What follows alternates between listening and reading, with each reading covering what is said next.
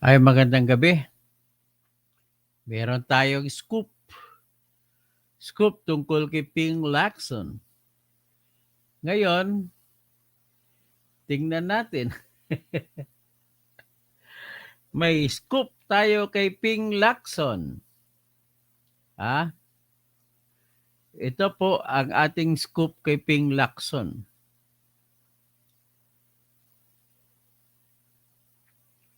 Si Ping Lacson po, nagdi-deny siya na dati hindi niya kilala si Diskaya. Tapos, inalaska pa si Marcoleta. Sinabi, bakit? Bakit ka interesado kay Diskaya? Sabi niya kay Marcoleta. Ang sagot sa kanya ni Marcoleta, hindi ako interesado diyan, kundi diniin ni Marcoleta kung ano ang dapat. Okay ha?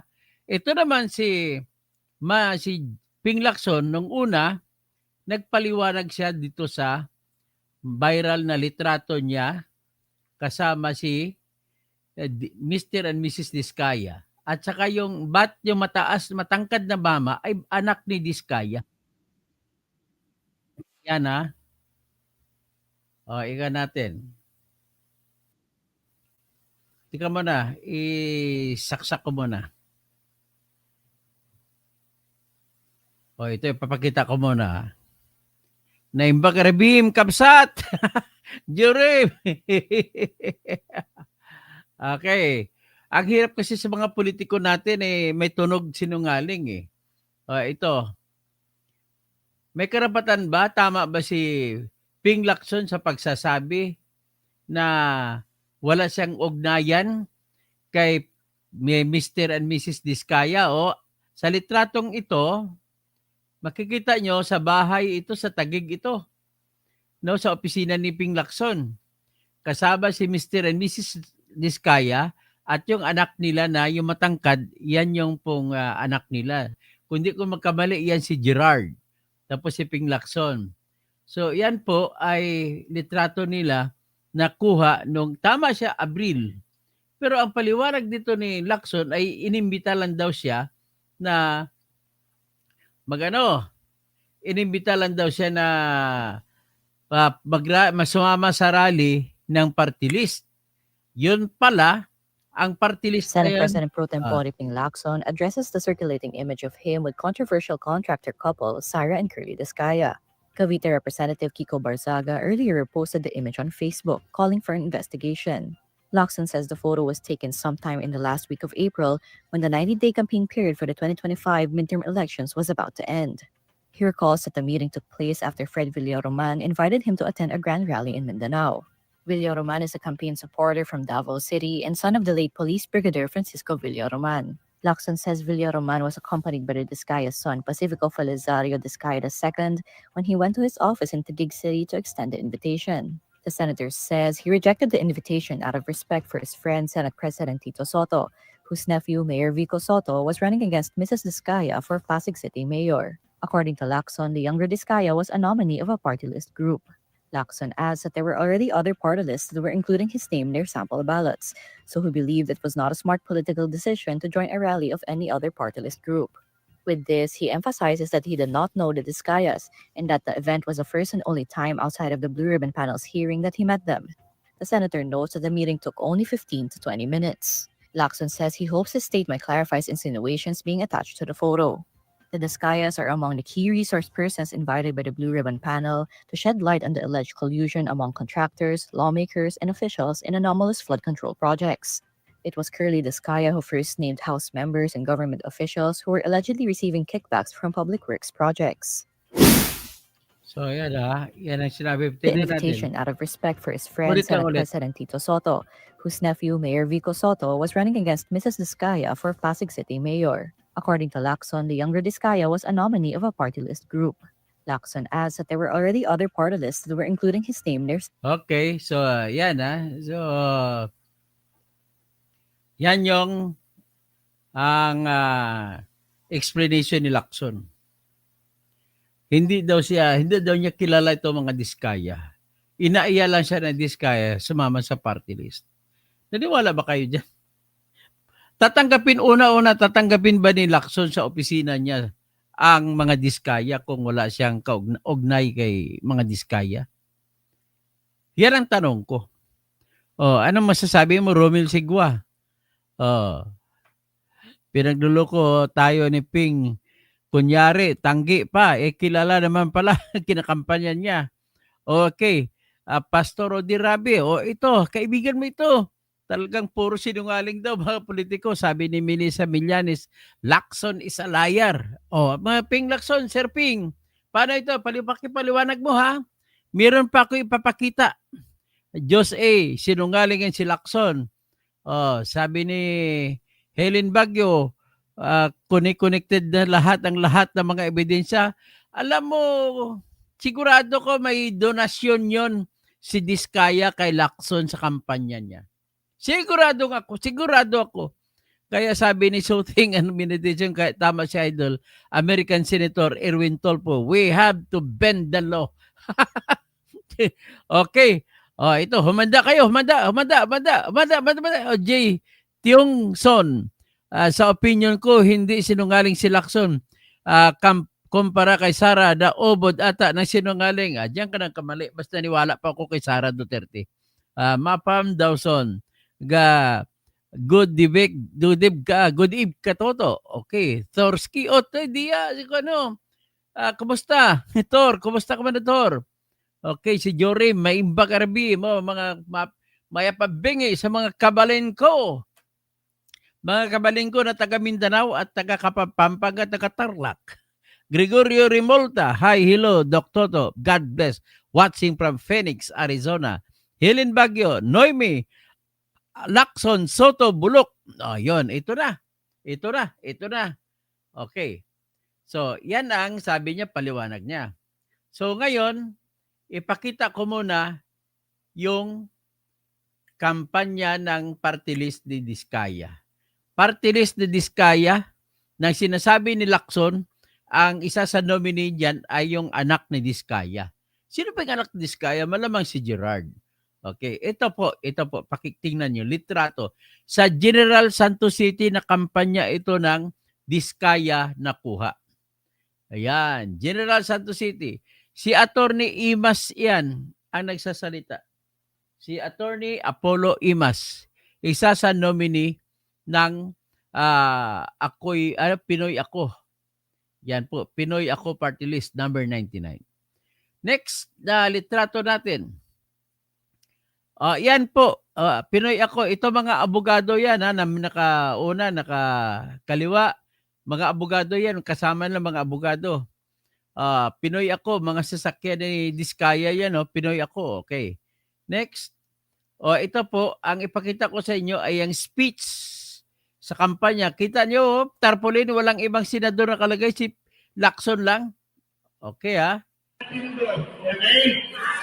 Ang mga lahat na audience dito, puro po mga Maguindanao na mga Muslim. O di kayo may Maranao din na Muslim dyan, na mga audience na kinakampanya nila sa public market sa General Santos City, doon sa Puerto Park.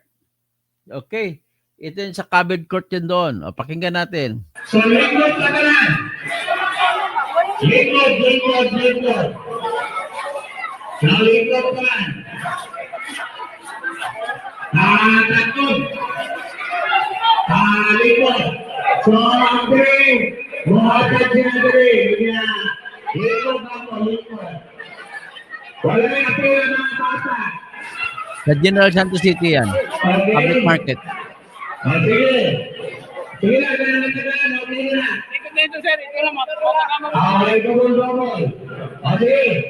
Ang ito ngayon nag-direct na t-shirt, kunin ang ikuan sa mga tanong kay sila mag-distribute. Okay. Magkakadalong po tayo dito. Pinoy Ako, Pig Lacson. Pinoy Ako! Pasensya na yung layo mo, dahil biglaan na siya natawag, no? Bigyan mo sila isa-isa. Yan, Pig Lacson ang dala nila, ha? Bigyan mo sila isa-isa. Ito po yung kampanya ng party list ni Sara Diskaya. Sige. Wala yung bata. Ayaw sa tagay ang mga bata. Ayan na. So, yun namin ni Grace sa tulong is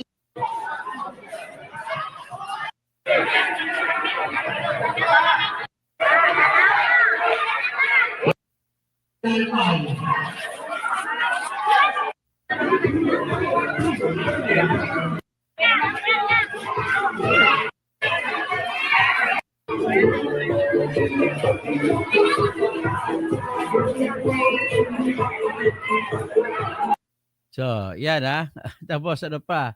Ito pa yung mga poster ng Pinoy Ako, yan si Lacson lang talaga dala nila. Oh, kita mo?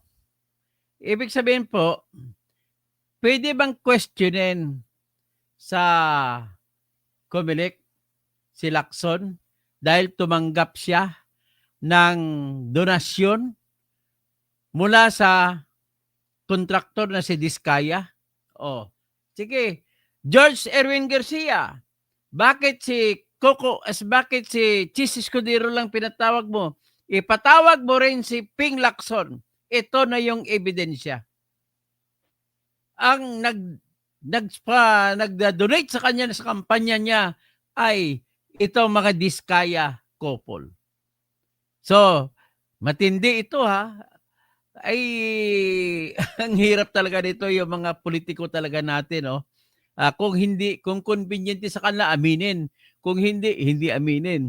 Na Magrabim, so Torsky Diaz, okay. Mapam Dawson, good eve, Katoto, Rod Ray Rabi, Jay Thompson, sa opinion ko hindi daw sinungaling. Minisa, Diyos tapos sino pa?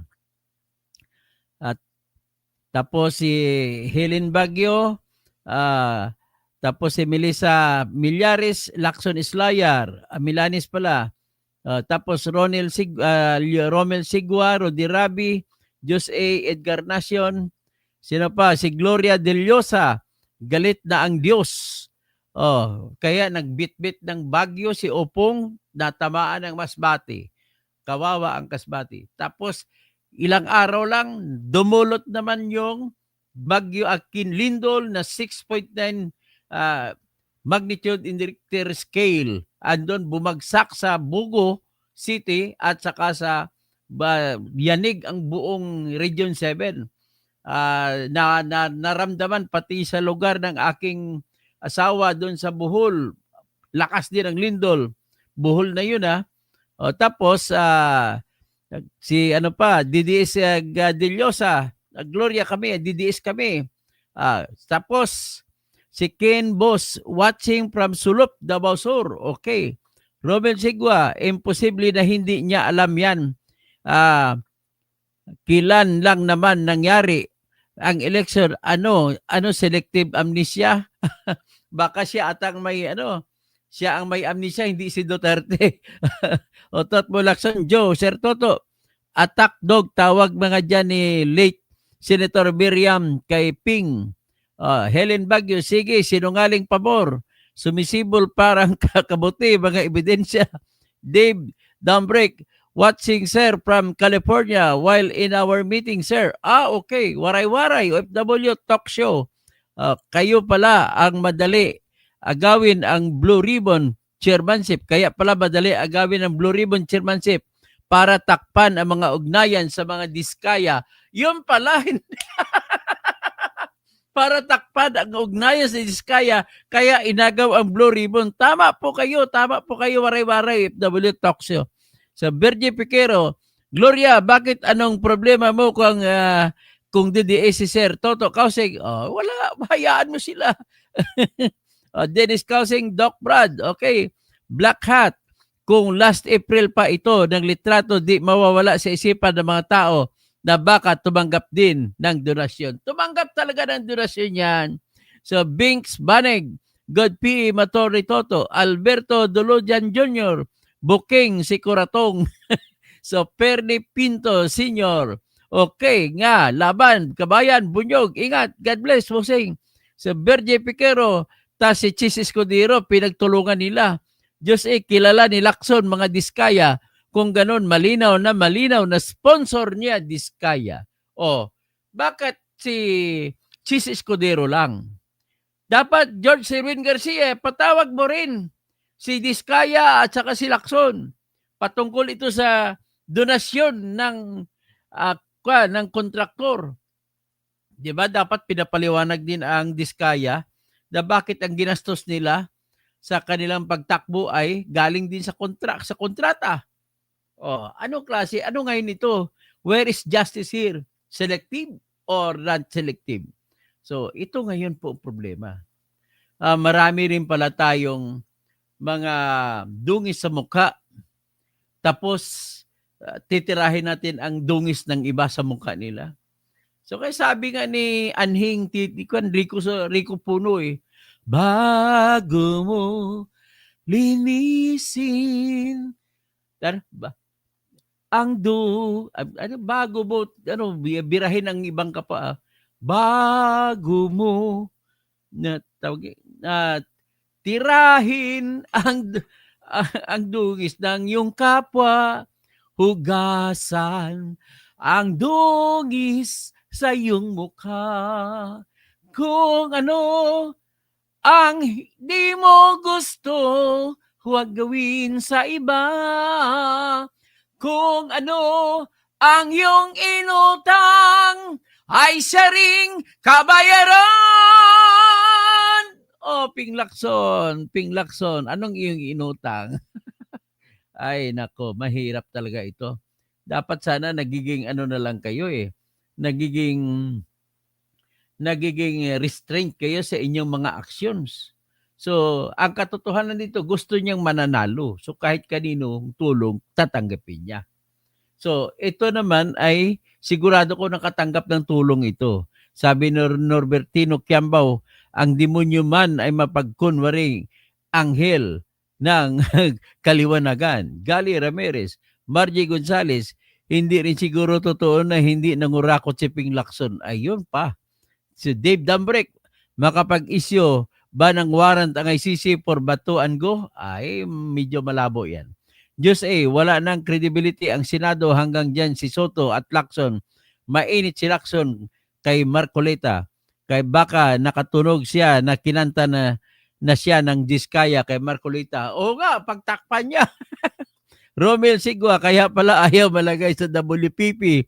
Gusto makasuhan at makulong para hindi na makapagsalita ang mga Diskaya. Waray-waray, talk show.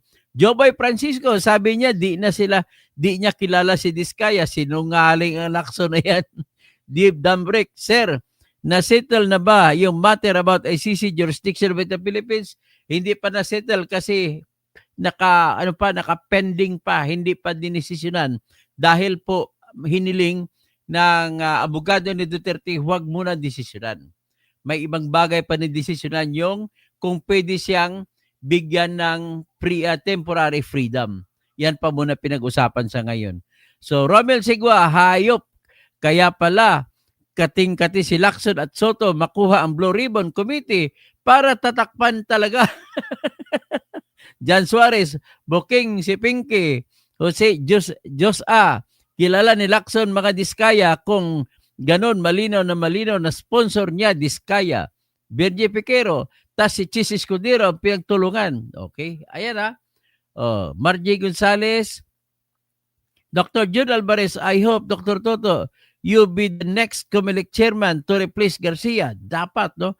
Ken Boss, mababayaran ba ng Pinas ang utang nito sa ibang bansa? Hindi ko malalaman kung may pambayad pa tayo. Kaya, ladies and gentlemen, the problem in our country is enormous. There are people who want to look like angels, but the truth is, they are just demons in angels' clothing. Diba, Dave Dambrek? Tapos, Anselmo Liwanag, wala na wala na tayo administration. So, lahat po sila mapagkunwari. Sabi nga ni Rico Puno lahat dapat ga kung anong inyong inutang ay dapat yung bayaran. Paano ngayon? May utang ka na, Ping Lacson, kay Diskaya kasi tululungan ka. Kaya ang hirap talaga nito. Oh.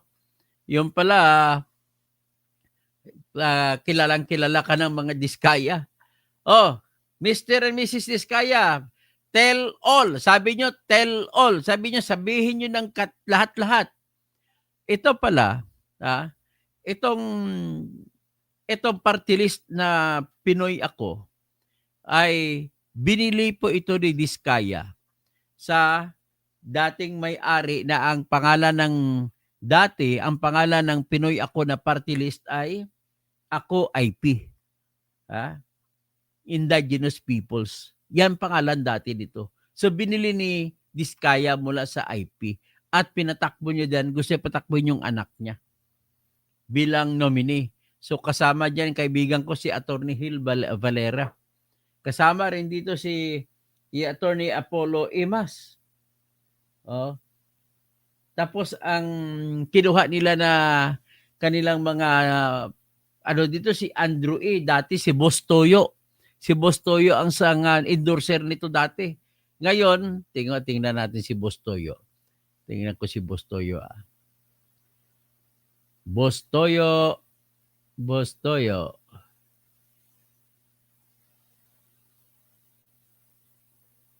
Tingnan natin si Boss Toyo.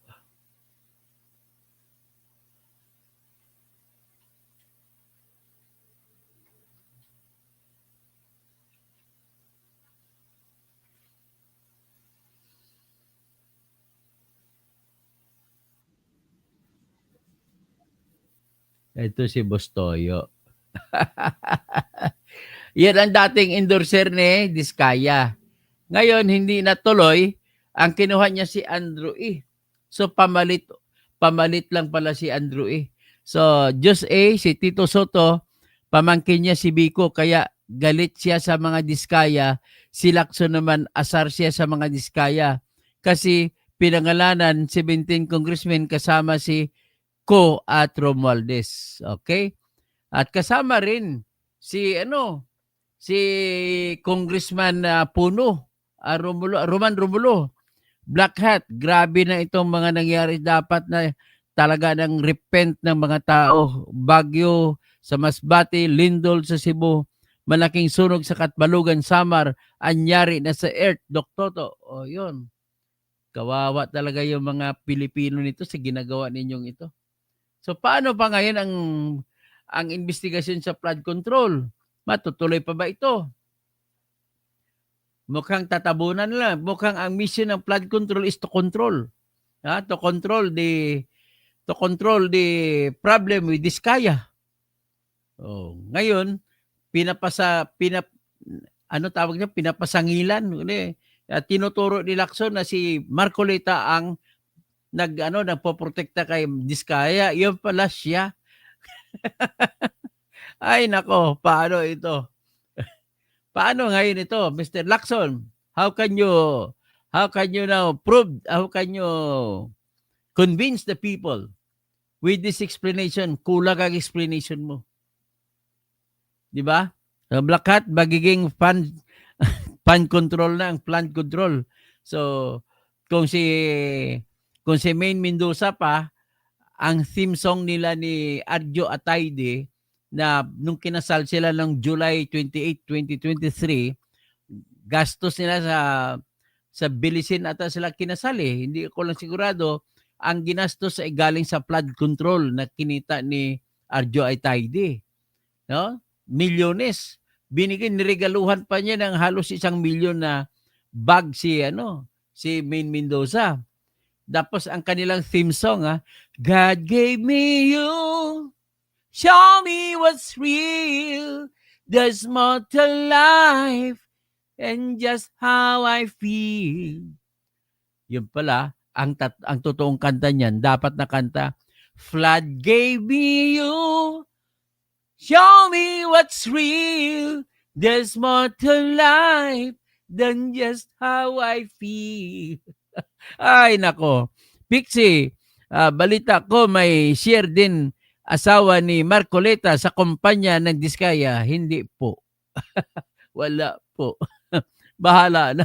Kaya balita mo lang hindi naman niya napabalita eh. Ang napabalita, independent director, ang asawa ni Marcoleta na si Edna, nandun sa Stronghold Insurance Corporation. Ganon po yan. So, kung ang mga pari at saka pastor at saka imam, may pulpito sila kung magsalita, mag-lecture sa mga sa mga tagasunod sa simbahan. Ngayon, ang mga politiko may politiko din, pulpito, politiko. Ang mga politikong ito, Melissa Millanes, sabi niya, si Black Hat, si Bagman, si Mr. Bagman Adjo Atayde, kakasuhan ni Attorney Ariel Inton sa mga flood control na ghost sa First District ng Quezon City. Kasunod niyan si Ralph Pender Recto. Ang iba pa dyan, marami, lahat sila sa Quezon City ay may flood control project. So, 6 na congressman ng Quezon City ay may flood control projects. Tapos si Sandro ay saka yung kanyang tito na pinsang buo ng kanyang tatay na si Michael Angelo Marcos Barba na congressman ng 2nd District ng Ilocos Norte ay matindi ang kanilang flood control projects sa bayan ng Nueva Era. Ay si Diskaya lang ata na kontraktor ang kilala ng mga Marcos. Bakit kaya? O sabi ni Melissa Millanes, salot si Lacson. So kaya ngayon, paano ngayon yan? Pare-pareho lang pala kayo ng mga adik sa pera. Sir, sabay ba yung sa YouTube and Facebook Live mo? O sabay po yan, Dave? Sabay po. So, ngayon, ano ang gagawin natin? Ano ang gagawin natin? Ungkatin ba natin ang Kuratong Baliling?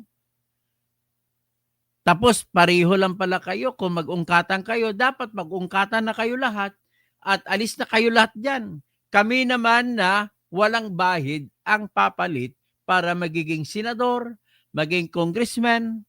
Kaya, sa totoo lang, mga kaibigan ko, tutuhanan na natin sa kailangan na sa 2028 na election ay dapat iboto na natin kung sino ang tama. Kukunin natin ang mga perang binibigay nila para magkaroon sila ng eleksyon na hindi na sila mamimili ng boto. Tapos sino pa? Si Black Hat, si Pixie, sino pang iba? Pixie, kay BBM pa rin, suportan namin. Marami kami mga AFP-CIA US. Wala na yun, BBM mo. Pinapatuloy mo lang yung mga flood control projects. Ay, nako. Hindi pa ninyo alam yan? Ikaw naman, Black Hat. Ano sabi mo kay Pixie? DPWH pa lang ito. Dapat sunod-sunod bang ahensya? Ang isa pang source ng corruption dyan na ahensya, yung NIA, yung DOTR. Yung dalawang yan, matindi yan. Romel Sigua, kaya pala nung sinabihan ni Lacson si Marcoleta, why are you so protective of the Diskayas? Ang talaga palang gusto sa niya sabihin wag dyan sa Diskaya. Mahulit ako dyan. Parang wag dyan. May kiliti ako dyan. Parang gano'n ang kanta ni Lacson kay Diskeno, kay Marcoleta. Huwag dyan, may kiliti ako dyan. Inuungkat kasi ni Marcoleta eh. So Dave Dambrick, lahat ng galaw ng mga politiko, hindi para sa bayan talaga. Sa likod niyan, mas malaking pakinabang nila talaga. Okay. So Pixie, hindi na divine intervention ang pagpakulong kay Kibuloy Duterte. Hindi po yung divine intervention, human intervention yun. Okay? Diyos kakatuwa si Lacson. Pulis patola ang investigasyon sa lindol na expose ni Gutesa. Si Lacson ang nag-focus na notaryo. Ay nako, paano kaya ito? Okay, nandiyan muna tayo ngayon. Siguro, Rosary Monte. Si Diyos Ilan Bagyo kung sa Chinese. Ulitin natin. Sabi ni Diyos kung 15 contractor, si Diskaya ang mauna. Sunog na agad sina Lacson. Tapos Rosan Monte, yung pala gusto ni Lacson na pumalit kay Marcoleta, naging chairman, may tinatago na kalukulan. Si Helen Baguio, kung sa Chinese ang mga nakaupo, sa atin ay malas sa feng shui. Meme Authority, good evening Sir Toto. Kunda Alim, Sir Toto, galing mo.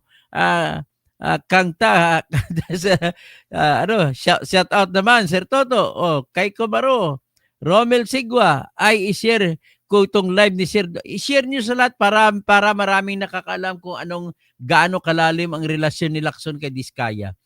Kumbaga parang tinraidor pa niya si Tito Soto eh. Dave Dumbrick, si Ko mag-resign pero sa likod he's moving assets, getting ready to run. ang kanta dapat kay kay sino to, kay Elizalde ko kasi tumatakbo, di ba? Kakantahan siya ng Beatles. When it rains, exploded in a mighty crash.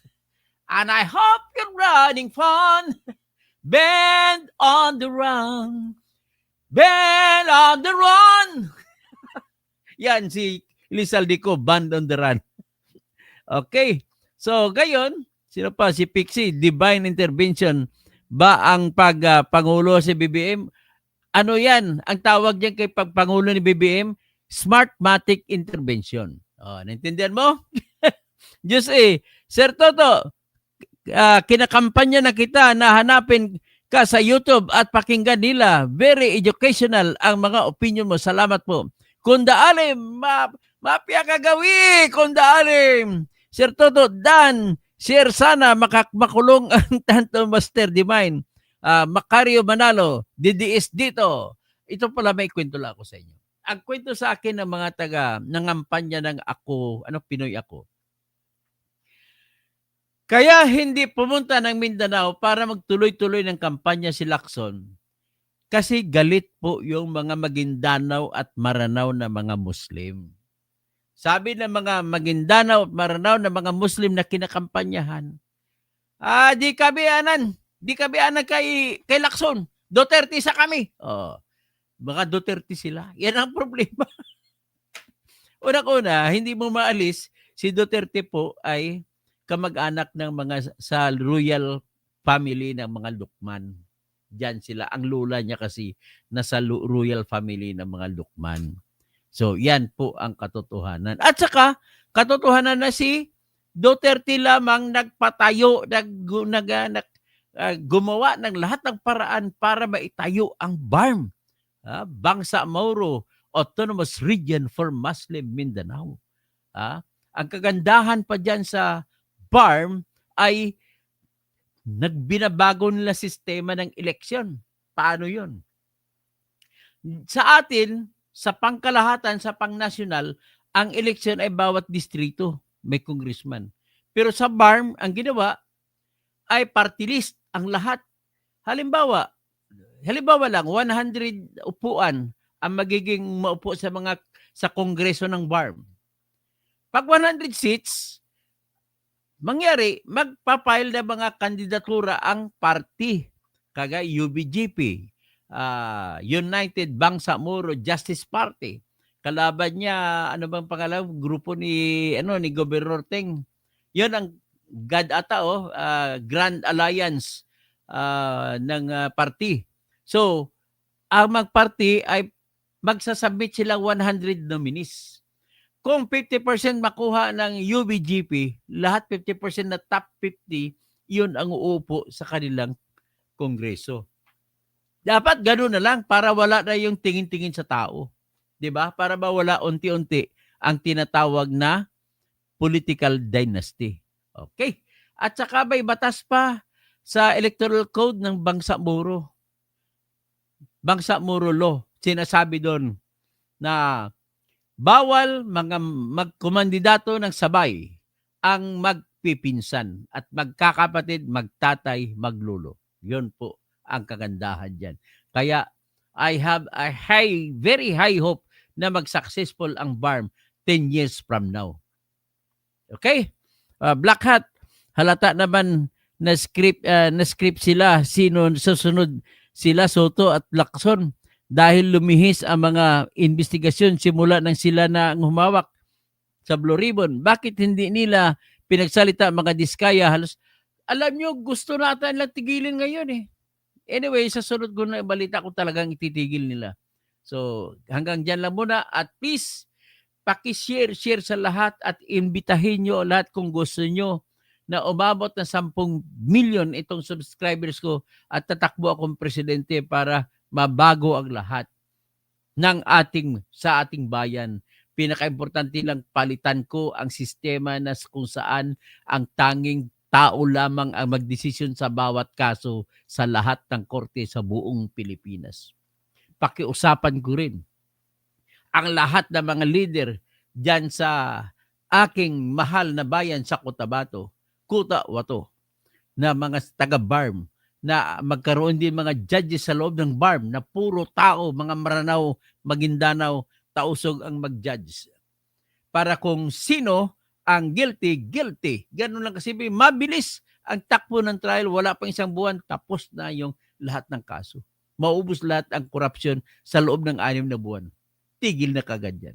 So, yan na po ang aking pakiusap. Paki-share. Pag marami na tayo, 10 million ang ating grupo sa ating YouTube channel, magiging presidente tayo. Tayo lahat. Lahat kayo ng mga tao, bubuo tayo ng partido, partido tao. Yan ang partido natin. Maraming salamat po.